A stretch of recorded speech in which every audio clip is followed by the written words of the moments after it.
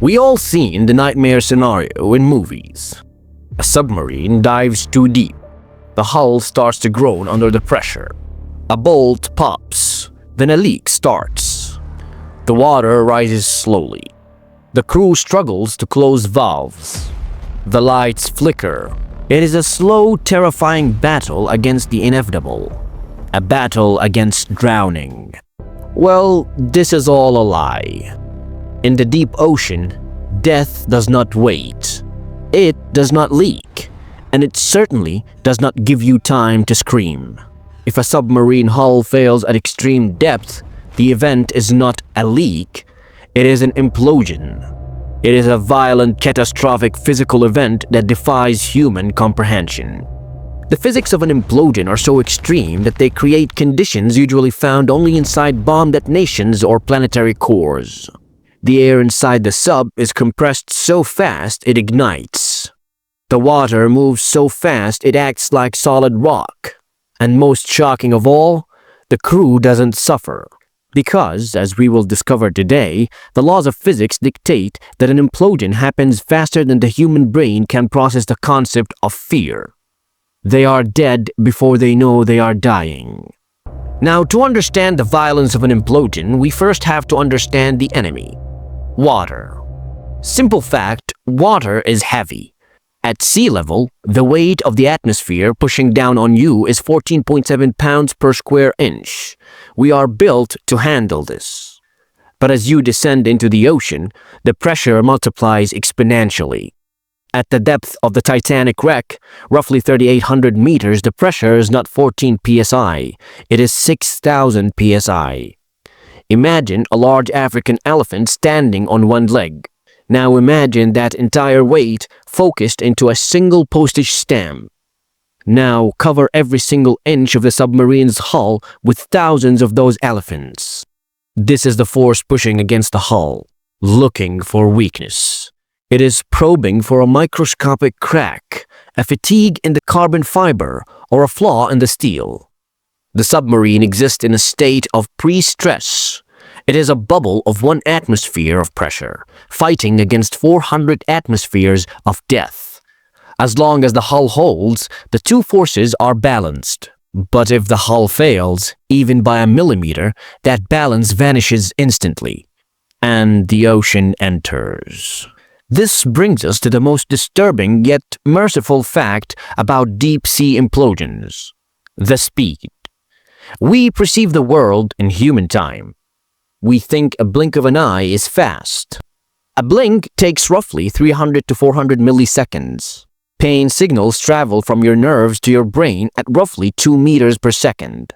Your brain needs about 150 milliseconds to register a sensation and realize something is wrong.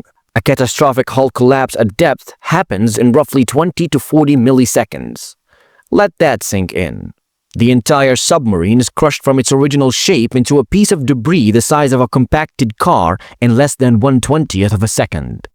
The physics are faster than biology. If you were on board, the hull would collapse, the air would incinerate, and your body would disintegrate before the electrical signal from your eyes could even reach the visual cortex of your brain.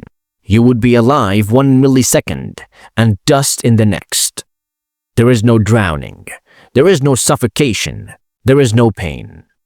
In a very literal sense, the crew of a doomed submarine never experiences the accident. They simply cease to exist. But what actually happens to the environment inside the sub? This is where the drowning myth truly dies. When the hull collapses, the air inside doesn't bubble away. It gets trapped and compressed. According to the ideal gas law, if you compress a volume of gas rapidly, its temperature spikes. This is how a diesel engine works. It compresses air until it gets hot enough to ignite fuel. In an implosion, the air volume of the submarine is compressed from thousands of cubic feet down to a few cubic inches in a fraction of a second. This is called adiabatic compression. For a split second, the air inside the submarine heats up to temperatures arguably approaching the surface of the sun, thousands of degrees Celsius. Before the water even touches the crew, the air itself becomes an incinerator. Any biological matter inside the hull is instantly scorched or vaporized. So, the grim reality is that victims of a deep-sea implosion do not drown. They are simultaneously incinerated by the air and crushed by the water. It is a paradox of destruction, fire and flood, happening at the exact same microsecond. And then there is the water itself.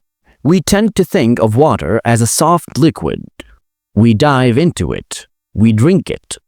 But at high velocity, water acts like a solid. When the hull gives away, the surrounding ocean rushes in to fill the void.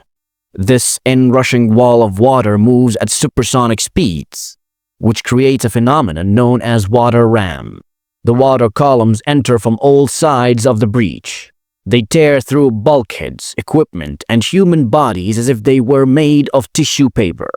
When these columns of water meet in the center of the sub, the kinetic energy has nowhere to go. It collides with itself. This collision creates a massive secondary shockwave that radiates outward.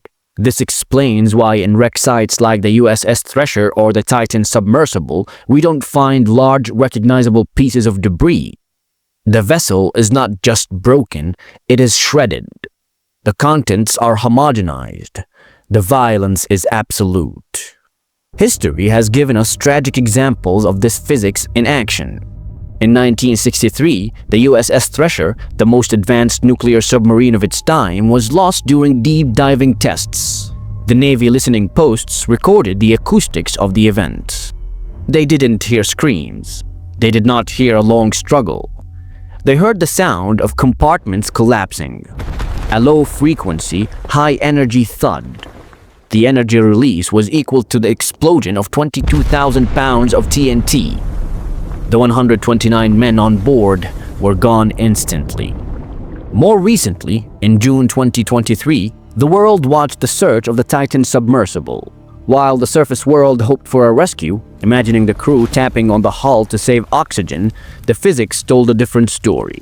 Analysis suggests the carbon fiber hull failed due to fatigue. The implosion would have occurred in less than 20 milliseconds. The crew was exploring the wreck of the Titanic, and in the blink of an eye, they became part of the history of the deep. They never knew the hull had failed. The ocean is a place of immense beauty, but also of unforgiving physics. Humans are intruders in this realm. We build shells of steel, titanium, and carbon fiber to hold back the weight of the world. But when those shells fail, the ocean reclaims its territory with terrifying speed. There is, however, a strange comfort in the science. We fear the suffering of our loved ones. We fear the panic, the gasping for air, the cold, dark weight. But an implosion takes that away. It is an event of supreme violence, yes, but it is also an event of supreme mercy.